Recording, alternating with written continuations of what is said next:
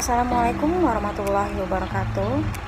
Kami dari kelompok 3 akan mempresentasikan hasil tugas kami dengan judul permintaan agregat dengan dosen pengampu yaitu Pak Ahmad Rizani.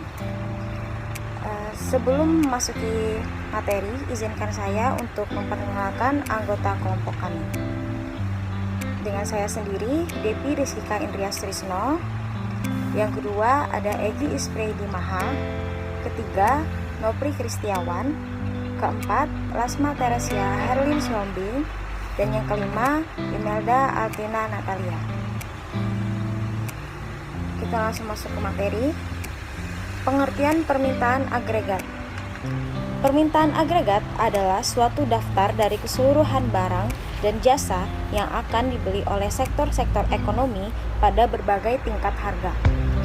Menurut Keynes, apabila terjadi perubahan harga, maka jumlah yang beredar real atau MS atau P akan berubah.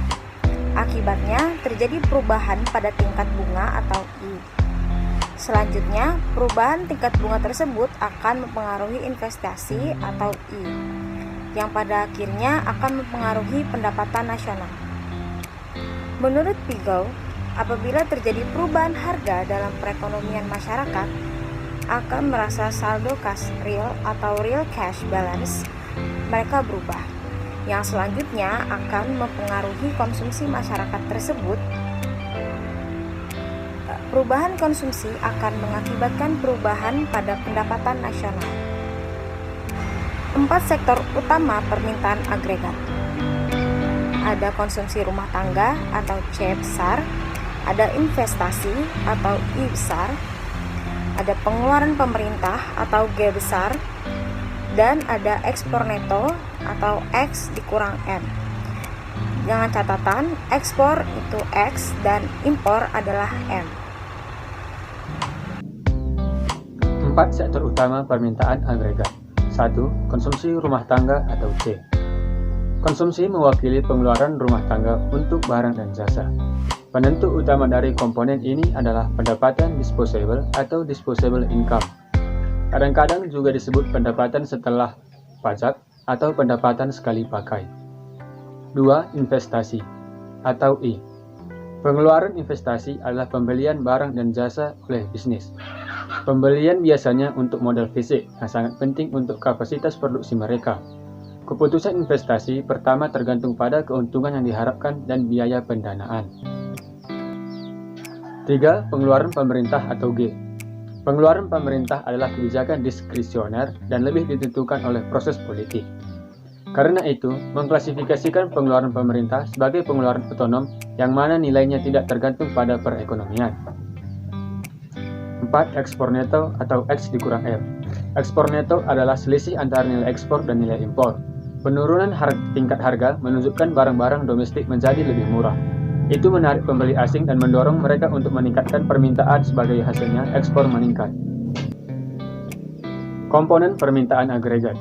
Menghitung permintaan agregat dengan menjumlahkan permintaan dari 4 sektor ekonomi makro, yaitu rumah tangga, bisnis, pemerintah, dan eksternal.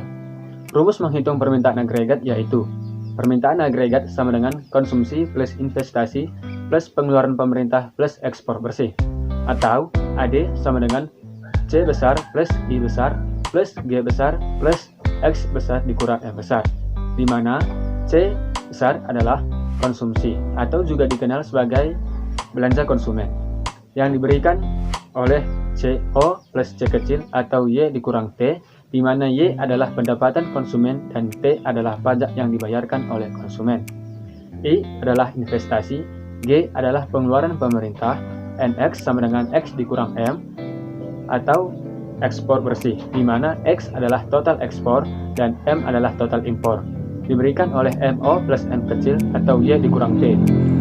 Faktor-faktor permintaan agregat itu ada 9, antara lain yang pertama pengeluaran konsumsi, yang kedua tingkat bunga, yang ketiga investasi, yang keempat jumlah uang yang beredar, yang kelima pengeluaran pemerintah, yang keenam pajak, dan yang ketujuh pendapatan luar negeri, yang kedelapan harga luar negeri, yang terakhir yang kesembilan nilai tukar real.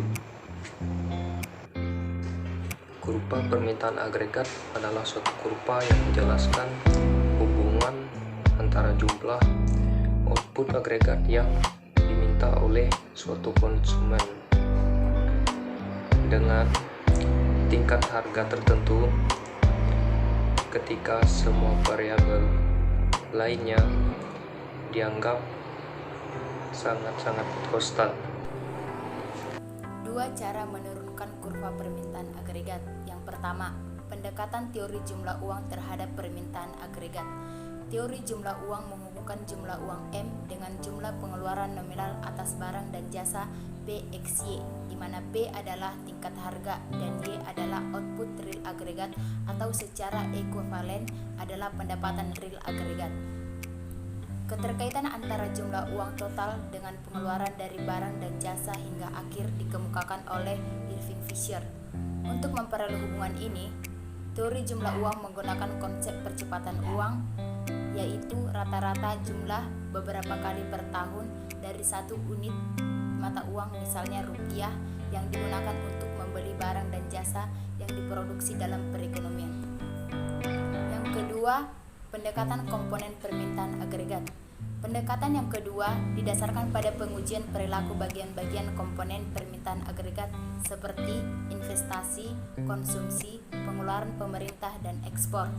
Pendekatan ini juga mempertimbangkan uang dalam menentukan permintaan agregat, namun tak secara langsung, melainkan dengan cara mempertimbangkan bagaimana perubahan jumlah uang tersebut mempengaruhi komponen permintaan agregat tersebut. Kita dapat melihat contoh grafik pada slide berikut.